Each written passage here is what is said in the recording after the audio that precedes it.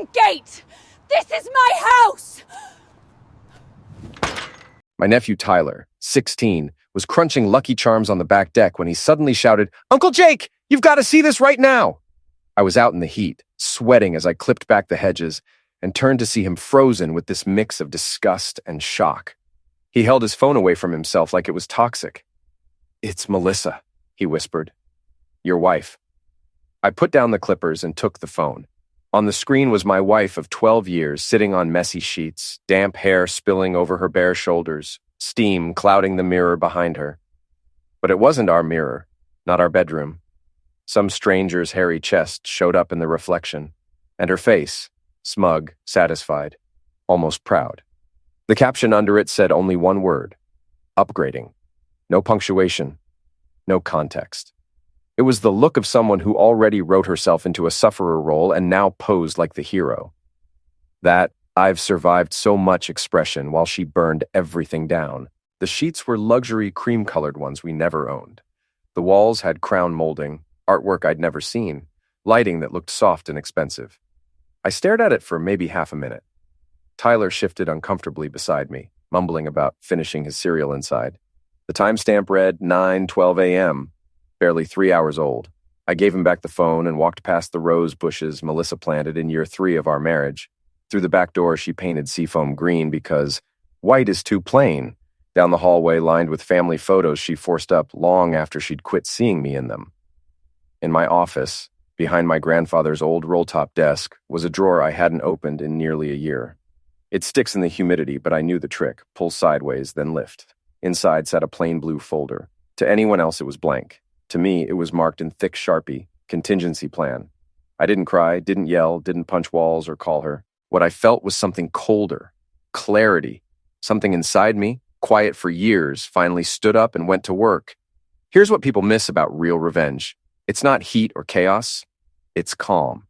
It's signatures at 8:14 a.m. in a government office that smells like bleach and despair. It's stacks of forms most folks never read. It's patience, the long game, while others keep score in the moment.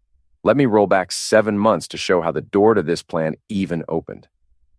Melissa's father, Richard Westbrook, came to me in February with what he called a temporary business arrangement. Richard was the kind of man who wore cufflinks with his initials, drove a leased BMW he bragged he owned, and called his office the War Room, though it mostly held golf trophies and unpaid bills. He was under fire, lawsuits from a bad property deal with a partner, shell companies, shady accounts. The details blurred, but the point was clear. Richard needed to get a valuable estate out of his name while the storm passed. And it wasn't just any estate. The Westbrook property sprawled over 47 acres of lakefront in the Berkshires, appraised at $4.3 million.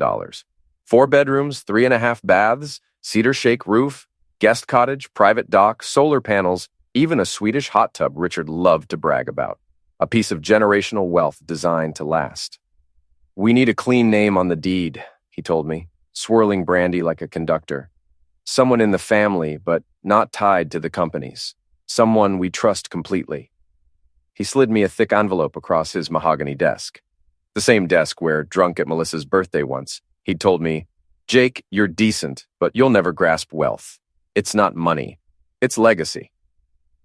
Their lawyer, a thin man with wire glasses who looked straight out of a noir film, had set everything up. On paper, I'd be the owner. In practice, nothing would change. 6 months, maybe less, until it all blew over. "You're not really taking ownership," Richard insisted, topping off his wine with a label he couldn't pronounce. "It's just optics, a legal smokescreen." But after more than 10 years of marriage to Melissa, watching her slowly decide I wasn't enough, I had learned to read fine print.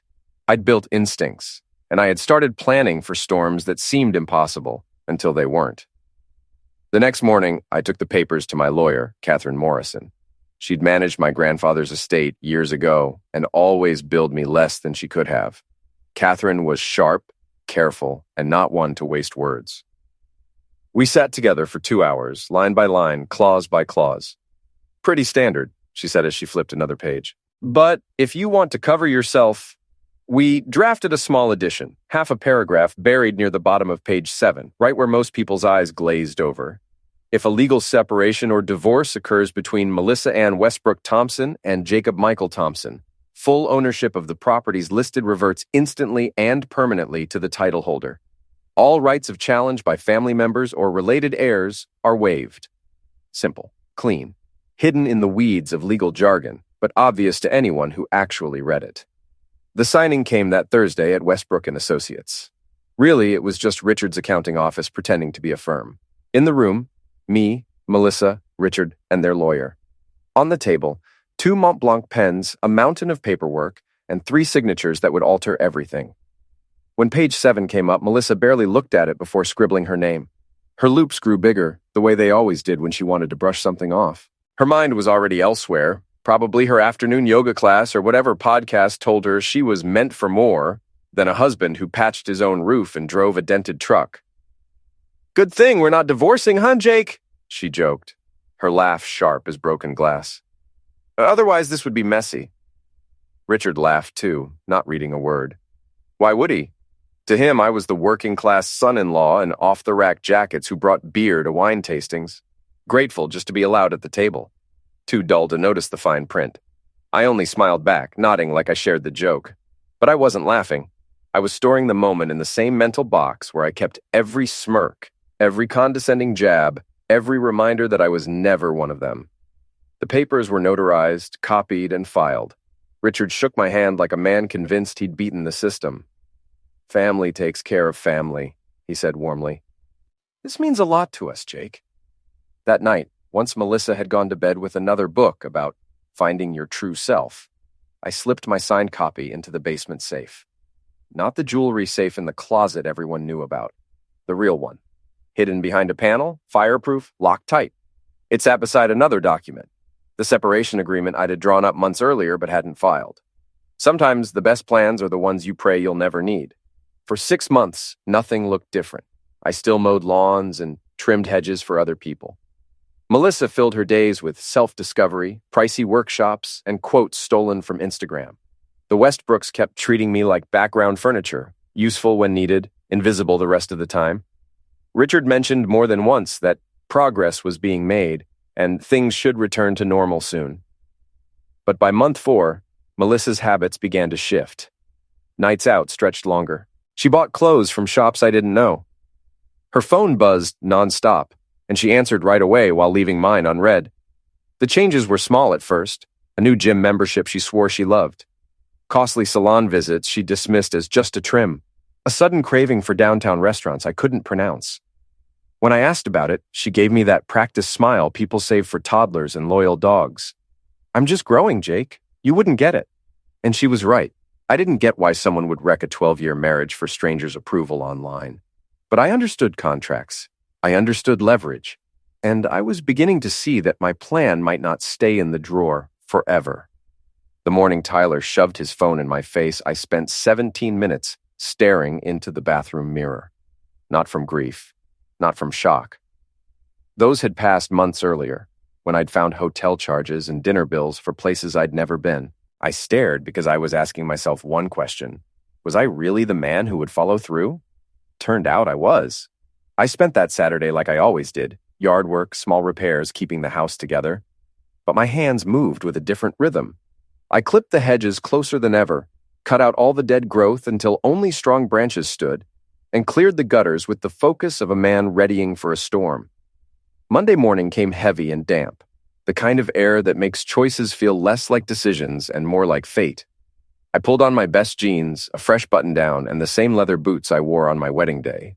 Not because the courthouse required it, but because I wanted to remember exactly what I was wearing when everything shifted. The county courthouse unlocked at 8. I was already in the lot by 7:45, engine idling, manila envelope on the seat beside me. The separation papers I'd carried for months were finally leaving the drawer. Inside, the family court clerk was a weary woman named Patricia, the sort who'd stamped so many divorce filings that nothing surprised her anymore. She flipped through my stack with the flat tone of routine. "Irreconcilable differences, legal separation, no disputed assets," she read, stamping each sheet. "Goes into effect the moment you file." That's right. Confirmation will be mailed in 5 business days. 23 minutes later, I walked across the street to the county recorder's office, certified copy in hand along with the deed transfer I'd been holding since February. The office sat beside an empty donut shop and a chiropractor pushing same-day spinal fixes. Fitting enough for a place where lives got adjusted for good every day. The recorder's office looked worse than family court. Harsh lights that gave everyone sickly skin, beige walls covered with government slogans, and carpet that had long since quit hiding stains. But here, million-dollar properties changed hands with nothing more than ink and a stamp. Window 3 was run by a woman with tired eyes and the smell of coffee on her breath. She scanned my papers with brisk detachment. "Property transfer under conditional clause," she said, reading from the summary. "Looks complete. I'll need your ID." I slid over my license and the certified separation order. She scanned, checked the signatures, then nodded. "Transfer will be logged within 2 hours. Confirmation will arrive by mail." "Thank you." And just like that, it was sealed. No courtroom speeches, no lawyers sparring, no headlines, just a government worker stamping away the Westbrook family's $4.3 million inheritance and placing it under my name. I sat in my truck in the parking lot afterward, letting the reality settle in. Not the emotional reality. I'd processed that months ago when I'd first started planning this moment. But the practical reality of what came next. Because owning the property was only the first step in a longer plan. By the time I got home, the online property records had already been updated. Thompson Jacob M., sole owner, not hidden in a trust, not buried behind a corporate entity, just my name in bold letters next to a property value that represented more money than I'd ever dreamed of having. But money had never been the point. Control was the point. Justice was the point. Making sure that the people who'd spent 12 years treating me like an amusing pet learned what it felt like to be on the other side of a power imbalance. I changed the Wi-Fi password to "read the contract" and waited. Sunday dinner at the Westbrook house was exactly what I'd expected. The entire clan had gathered in their formal dining room, the one with the crystal chandelier and oil paintings of ancestors who'd probably been just as insufferable in their time. Richard presided over the table like a king holding court. Eleanor, Melissa's mother, played gracious hostess despite the obvious tension, and assorted cousins, siblings, and hangers-on filled the remaining seats. The only empty chair was Melissa's, right beside mine.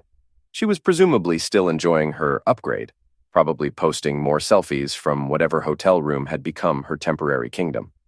"Well," Eleanor said, cutting into her salmon with surgical precision, "I suppose we should address the elephant in the room. We've all seen Melissa's announcement." Murmurs of agreement around the table. Her brother Marcus, who'd once introduced me to his friends as the landscaper my sister married, shook his head with practiced disappointment. "Honestly, I thought she had more class than that," he said, putting family business on social media like some common influencer. Their cousin Derek, the one with crypto investments that never quite panned out, held up his phone. "I mean, it's got over 3,000 likes. Kind of impressive, actually." Richard set down his wine glass harder than necessary. "What's impressive is the complete lack of discretion. 12 years of marriage, and this is how she chooses to handle things? Publicly humiliating Jake like some kind of reality show contestant." I listened to them dissect Melissa's character, her choices, her social media strategy, all while treating me like a sympathetic sufferer who deserved their pity. The irony was delicious. They were so focused on her betrayal that they'd completely forgotten about their own. "I suppose you'll be filing for divorce soon," Eleanor said, giving me the kind of maternal look that suggested I should be grateful for her concern. "Though I hope you'll be reasonable about expectations." That was my cue. I reached into my jacket pocket and pulled out the manila envelopes I'd prepared the night before, one for each family member present. Laid them out across the white tablecloth like I was dealing cards. "Actually," I said, "I filed for separation this morning. But there's something else you should probably know about." The table went quiet. Not the comfortable quiet of people enjoying good food and wine, but the suspicious quiet of people who'd just realized they'd missed something important. Richard picked up his envelope first, opened it, and began reading. I watched the color drain from his face as he processed the legal language, the property transfer documentation, the county filing stamps that made everything official.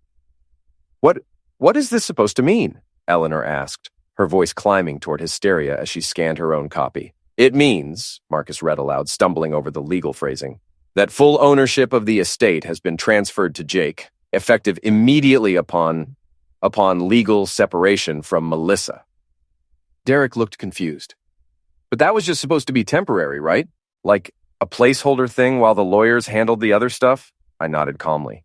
It was temporary, for exactly 6 months, just like Richard requested. But then, Melissa posted her selfie. I filed for separation, and Clause 7.3 activated automatically. Richard was still staring at the document like it might burst into flames. That clause. There wasn't supposed to be. Page 7, paragraph 3, I said. Initialed by both you and Melissa. Notarized and witnessed. Everything completely legal and above board. Eleanor stood so fast her chair scraped against the hardwood floor. You manipulated them. You added language that wasn't in the original agreement. I added protection for myself to a legal document I was signing. That's what adults do when they read contracts carefully. Marcus leaned forward, his face flushed with wine and indignation. You knew this whole time. You were planning this. I was prepared for this. There's a difference. The room erupted into voices. Accusations, threats, demands for explanations that wouldn't change anything. But underneath all the noise, I could see the exact moment each of them understood the magnitude of what had happened. The Westbrook family legacy, the property that represented generations of wealth and status, the lakefront estate where they'd hosted fundraisers and impressed business contacts and built their entire social identity. All of it now belonged to the blue-collar son-in-law they'd spent 12 years treating like hired help. Richard finally found his voice, though it came out smaller than his usual commanding tone. The lawyers will contest this. There are ways to challenge document fraud, coercion. With what evidence? I asked. You requested the transfer. You provided the legal framework. You signed the documents after having them reviewed by your own attorney. Everything was filed properly through official channels. But you knew, Eleanor whispered. When you signed those papers, you knew Melissa was having an affair. I suspected she was unhappy, but I didn't know anything for certain until she decided to announce her upgrade to the entire internet. Derek was still flipping through his copy, like there might be a different ending hidden in the back pages. So you actually own everything now? The house, the land, the dock? Every square inch. And according to the original trust language your father insisted on, ownership cannot be transferred back to family members for a minimum of 5 years without facing significant tax penalties. Richard's lawyer had designed that clause to prevent them from moving the property around too quickly and attracting IRS attention. Now it worked against them, locking me in as owner whether they liked it or not. The rest of dinner was a masterclass in uncomfortable silence, broken by occasional outbursts of impotent rage. I finished my meal, complimented Eleanor on the salmon preparation, and excused myself like a guest who'd overstayed his welcome. "This isn't over," Richard called after me as I reached the front door. "Family doesn't abandon family, Jake. We'll find a way to work this out." I paused with my hand on the doorknob. You're right, Richard. Family doesn't abandon family. But I was never really family to you, was I? I was just the help with a ring. The phone calls started that night and continued for 3 days straight. First Melissa, sobbing and screaming and cycling through the 5 stages of grief at light speed. Then her mother, alternating between guilt trips and legal threats. Marcus tried to negotiate, offering money we both knew they didn't have. Even Derek called, suggesting I might want to think about the optics of the situation. But the most revealing call came from Richard himself on Wednesday evening. "Jake," he said, and his voice sounded older than I'd ever heard it. "I know you're angry. I know we haven't always appreciated you the way we should have. But destroying our family legacy isn't going to bring Melissa back." "This isn't about bringing her back," I replied. "This is about consequences." "What do you want? Money? An apology? A partnership in the business?" "I want you to understand something, Richard. For 12 years, you treated me like a servant you occasionally allowed to sit at the family table. You made jokes about my education, my income, my background. You introduced me to your friends as Melissa's husband like I didn't have a name or identity beyond that." He was quiet for a long moment. "Maybe we could have been more inclusive. And now your daughter has posted a photo of herself in another man's bed with the caption, 'Upgrading,' like our entire marriage was just a rough draft she was ready to revise. So yes, I'm upgrading too. To what? To someone who owns a $4.3 million lakefront estate instead of someone who trims hedges for a living. But here's the thing about revenge. The best kind doesn't end with you keeping what you've taken. The best kind ends with you giving it away to people who deserve it more than anyone involved in the original conflict." Thursday morning, I drove to the estate for the first time as its legal owner. The gates opened automatically when they recognized my truck. Richard had added me to the security system months earlier as part of the property management transition. I parked in the circular driveway where I'd once felt awkward and out of place, and walked through the front door with keys that were finally officially legally mine. The house was exactly as I remembered it. Gorgeous, expensive, and completely devoid of anything that felt like home. Persian rugs over hardwood floors, abstract art that cost more than most people's cars. Furniture that looked like it belonged in a museum rather than a place where real people lived real lives. I spent 2 hours walking through every room, not from nostalgia but from necessity, because I was about to give it all away, and I wanted to remember exactly what I was choosing not to keep. My grandfather had fought in World War II, came home with shrapnel in his leg and nightmares that lasted 40 years. He used to bring other veterans to a little cabin he'd built on a different lake, said the quiet water helped them remember how to sleep without dreaming of artillery shells. He died when I was 16, but I'd never forgotten his stories about those men sitting on his dock at dawn, finally finding some peace. By Friday morning, I'd established the Thompson Veterans Trust, a 501c3 nonprofit organization dedicated to providing retreat services for combat veterans dealing with PTSD, traumatic brain injuries, and adjustment disorders. The paperwork was complex, but Catherine Morrison had connections with nonprofit specialists who understood the legal requirements. The property transfer took exactly 47 minutes to process. One signature changed everything from a personal revenge story to a legacy that would help people who'd actually earned the right to find peace on that beautiful lakefront. Saturday afternoon, Melissa showed up at the gates in her white BMW, the same car her father had co-signed for because she'd never been financially responsible enough to qualify for the loan herself. She punched in the old security code, got no response, and tried again with increasing frustration. I watched from the porch as she finally got out of the car and started shouting at the intercom system like it might respond to volume instead of proper authorization. The new security company had installed better cameras, so I had a clear view of her face cycling through confusion, anger, and the first hints of real panic.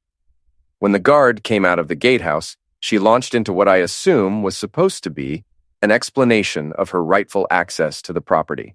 But she wasn't on the authorization list anymore, and he was just doing his job when he told her she'd need written permission from the current owner to enter. "I'm his wife!" she screamed, loud enough that I could hear her through the closed windows. "Not according to our records, ma'am.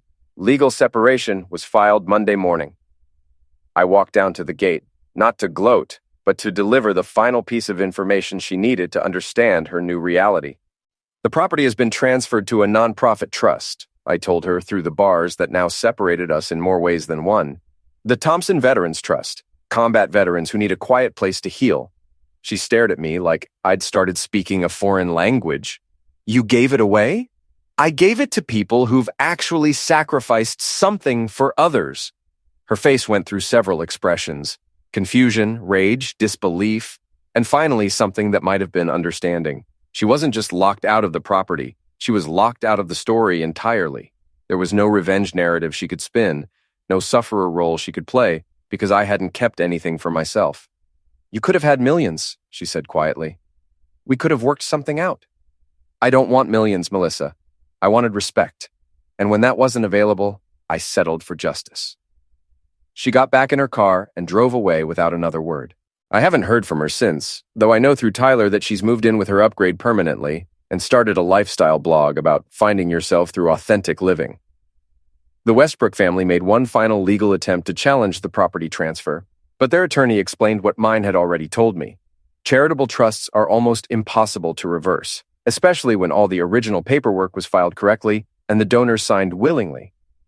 Richard called one last time, 3 weeks after the trust became operational. "I hope you understand what you've cost our family," he said. "I understand exactly what it cost," I replied. "The same thing it cost me when you decided I wasn't worth treating like an equal for 12 years. And you think this makes you the better man?" I thought about that question for a long time before answering. "No, Richard. It makes me the man who read what he was signing." The Thompson Veterans Trust has hosted its first retreat weekend. 12 combat veterans, ages ranging from 24 to 67, spent 3 days learning to fish, sitting quietly on the dock and talking about things they'd never felt safe discussing anywhere else. Watching them find some peace in that place gave me more satisfaction than owning it ever could have. Tyler asked me last week if I regretted any of it. The marriage, the planning, the nuclear option I'd activated with such surgical precision. "Do you regret reading the contract?" I asked him back. "What do you mean?" "In life, people are going to hand you documents and assume you won't read them carefully. They'll count on your gratitude, your trust, your assumption that they have your best interests in mind, and most of the time, maybe they do." I handed him a copy of his college application, which he'd filled out but not submitted yet. But sometimes they don't. And the only protection you have is understanding exactly what you're agreeing to before you sign your name. He read through the entire application before submitting it, including the fine print about financial aid and academic requirements. Smart kid. He's going to do just fine.